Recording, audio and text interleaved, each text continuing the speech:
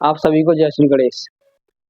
देखिए, ये question number first का अब फोर्थ बता रहे हैं, ठीक है ना, प्रतिस्थापन विधि से। तो पॉइंट में दिए हुए हैं, देखिए। तो समीकरण नंबर पहला सॉल्व करूंगा, इसमें पॉइंट लगे हुए हैं तो इन्हें हटाएंगे। तो जैसे रिमूव करेंगे तो इसके नीचे आ जाएगा 10, पॉइंट के बाद 1 डिजिट है, इसलिए इसके भी पॉइंट के बाद 1 डिजिट है तो 10 आ जाएगा। यहाँ पॉइंट के बाद 1 डिजिट है तो 10 आ जाएगा, ठीक है ना। जैसे ही हम पॉइंट को रिमूव करते हैं तो पॉइंट के बाद ये देखते हैं कि पॉइंट के बाद कितना अंक है, तो उतना ही जीरो हम नीचे रख लेते हैं। तो अब ये बन गया आपका फ्रैक्शन।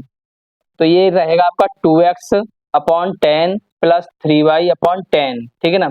और ये 13/10। तो इन दोनों को फ्रैक्शन को मानते हुए 10 और 10 का एलसीएम लेंगे तो 10 आ जाएगा। जब आपके हर एक जैसे होते हैं तो ऊपर वाली न्यूमरेटर को, अंश को जैसा होता है वैसा का वैसा कॉपी कर लेते हैं। इजकल टू ये हो जाएगा 13/10। ये 10 से ये 10 कैंसिल हो जाएगा। ये हो जाएगा आपको 2x plus 3y is equal to 13।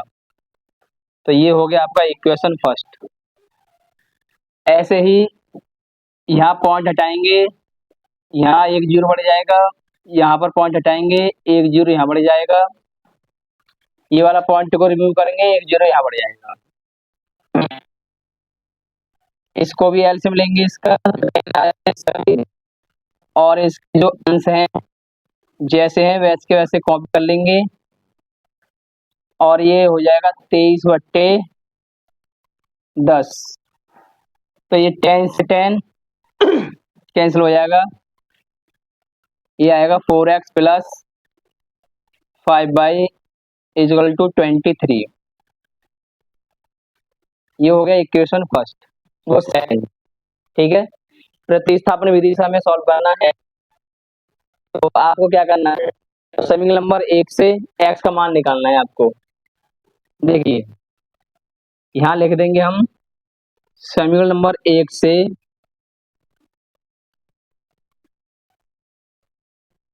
x का मान समीकरण नंबर 2 में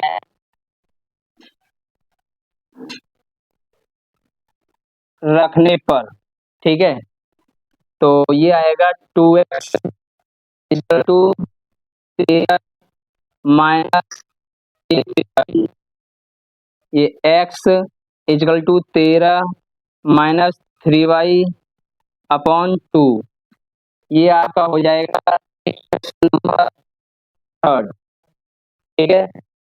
अब ये x का मान जो है हम रख देंगे समीकरण नंबर 2 में। तो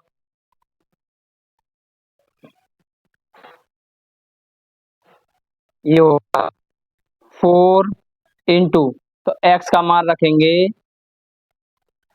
13 माइनस 3y/2 प्लस 5y बराबर 23। 2 से 4 कैंसिल हो जाएगा 2 बार, 26 हो जाएगा। देखने दिखाई दे रहा है, 13 दूनी 26 माइनस 3 दूनी 6, ठीक है। और प्लस 5y बराबर 23 माइनस, और प्लस माइनस होगा 6y में से 5y जाएंगे तो ये बचेगा, और 26 उधर जाएंगे 23 की तरफ तो ये बचेगा माइनस का y, और ये हो जाएगा 23 माइनस 26। तो ये आएगा माइनस का y बराबर माइनस का 3। 26 में से 23 जाएंगे तो माइनस का 3, माइनस से माइनस कैंसिल हो जाएगा तो ये बचेगा आपका y बराबर 3, ठीक है। अब y का मान हम समीकरण नंबर 3 में रखेंगे।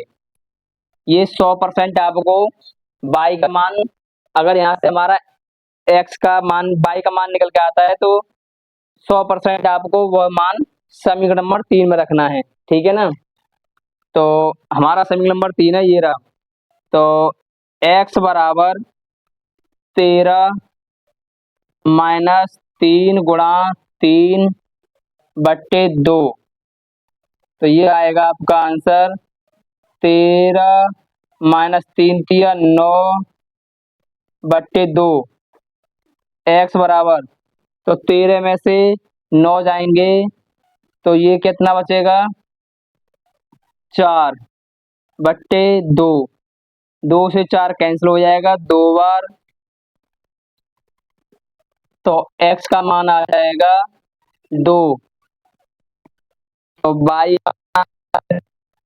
y का मान ये निकल चुका है 3, और x हो गया आपका 2। तो ये आपका x और y के मान निकल के आ चुके हैं, ठीक है ना। दूसरा थोड़ा सा ही लेगा। चलो भाई देखो, ये इसके बराबर में तो 0 0 दिया है भाई, ठीक है। इसे बताता हूँ प्रतिस्थापन विधि से।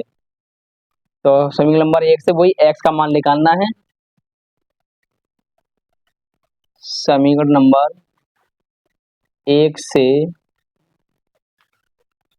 x का मान समीकरण नंबर 2 में